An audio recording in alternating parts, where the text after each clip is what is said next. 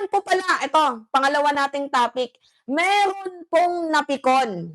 Meron pong napikon. Kilala niyo ba 'tong ano, kaibigan natin mga minamahal? Meron ako sa inyong ipapakita. Kaibigan natin, oo. Ito siya, pakilala ko sa inyo, oo, mga minamahal. Sa mga nakakakilala dito, I think kilala niyo naman 'to. Kilala niyo 'yan? Si Attorney Jesus Falsis. Kilala ng lahat 'yan.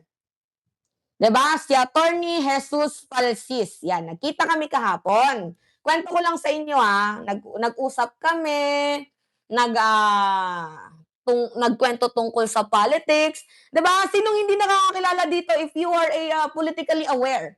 'Di ba kilala niyan si Attorney Jesus Falsis and very vocal. Itong si Attorney Jesus Falsis sa pakikibaka laban sa mga Duterte. Not because hate niya yung mga Duterte, bagkus hate niya yung pamamalakad. Gusto niya kasi ng good governance.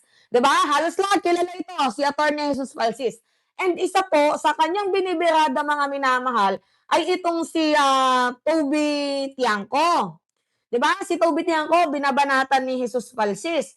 Tinawag ni Jesus Falsis si Toby Tiangco na isang day-day-S. Oo.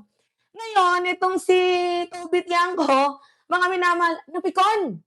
Itong si Lolo mo Toby, oo, napikon si Lolo mo Toby.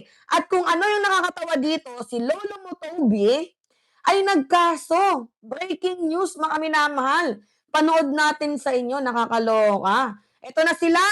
Kakaso na kasi mga napipikon. Tinawag lang na DDS. Oo, yan o, tinawag lang na DDS, ni Jesus Falsis. Ito nga pong si tawag dito mga minamahal. Ito nga pong si Toby Tiangco, kinasuhan na ni Toby itong si Jesus Falsis. Yan, kita ninyo? Sabi ni Jesus Falsis, breaking news. Congressman Toby Tiangco files 38 counts of cyber libel against me. Matatawa kayo pag nakita nyo, nalaman ninyo, di ba, Eric De La Cruz, yung mga nireklamo niyang post ko. It's a badge of honor. First incumbent elected politician ko na cyber libel ito. Thank you, Toby Tiangco, for being my first. But I will not be covered. I will not be cowed. And I will not be silenced. You might have given me the perfect chance to question the constitutionality of criminal libel with an actual cases. Thank you in advance. Yung mga DDS, kaso na, oo. Isa nga po dito sa nadali, mga minamahal, itong si Attorney Jesus Falsis. Kasi itong si Attorney Jesus Falsis na ating kaibigan, ay isa po yung vocal na antay talaga yan Talaga anti-Duterte yan, anti-drug war. Kasi pro-Filipino siya, pro-justice, pro-government, sa madaling sabi. Itong si Attorney Jesus Falsis. Kaya nga lang, hindi kasi ganito parang nagkakaroon ng ng gap yung batas. Dapat pag politician ka, dapat hindi ka 'di ba dapat balat sibuyas? Oo, to be honest, mga minamahal. Tama naman ako 'di ba? Kapag isa kang politician, dapat hindi ka balat sibuyas. Kapag isa kang politician, ite-take mo yung criticism sa'yo. Gets ninyo mga minamahal yung criticism sa'yo na ganito-ganito ka, i-take mo yon, 'di ba? Or sagutin mo yung mga kwene-question sa'yo kasi hindi pwede katulad ng sa landfill, 'di ba? Toby Tiangco, katulad ng sa landfill, kino-question. Ano nangyari sa landfill? Nakakaamoy ng sobrang napaka-toxido na usok ang buong Navotas at buong Metro Manilaan dahil sa ginawa mo na pagiging pabaya mo sa landfill. Kino-question. Ngayon na nagko-question, kakasuhan ninyo? Ano ba yung masama sa pagtatanong? We are a Filipino citizen. Pilipino kami. May rights kami kasi we are a voters. May rights kami na questionin kayo. Tanungin kayo kung ano yung ginagawa ninyo. Ano yung mga proyektong hindi nyo na-implement ng maayos. Masababang magtanong, lalo pat kung magkakaso ka sa isang vlogger or sa isang personal na, what do you call this? Personal na tao, 'di ba? Paano natin ipaliwanag 'to? Private citizen. 'Di ba, mga minamahal? Kung magkakaso ka sa isang private citizen, kaninong pera ang ginamit mo? Ha? Kaninong pera ang ginamit mo? Walang iba kundi pera din 'yan, I think.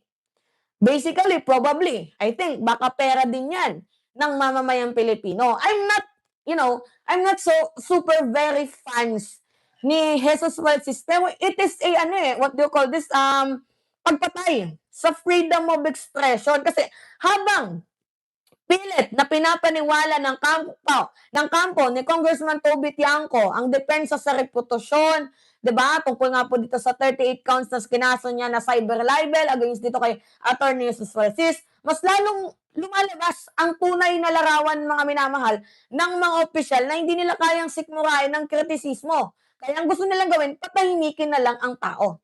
'Di ba? Mga minamahal, hindi 'to usapin ng simpleng legal action lamang.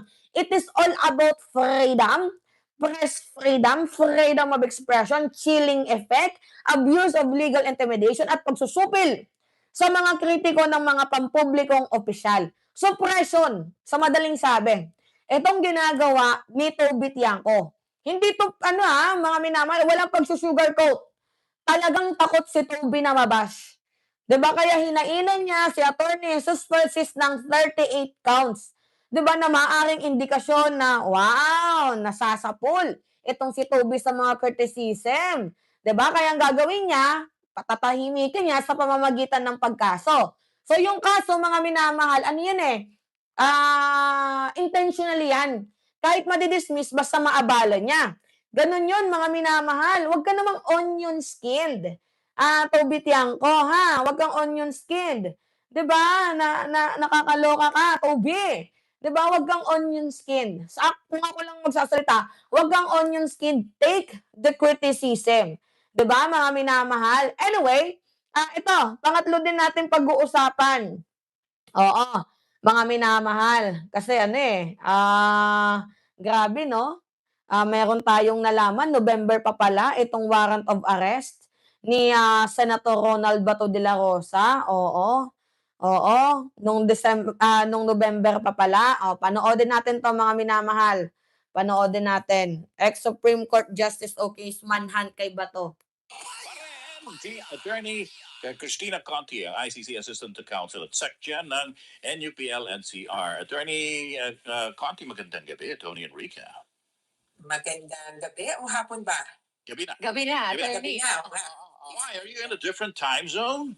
Ay, hindi naman po. Nakatakip yung ano. Because the blackout Sakto kasi, curtains, 6 o'clock. the blackout curtains are already drawn. Sorry, hindi mo narinig yung aking kakandrama, pero saka na lang pag may replay na lang. Anyways, so may nilabas na desisyon ng Korte Suprema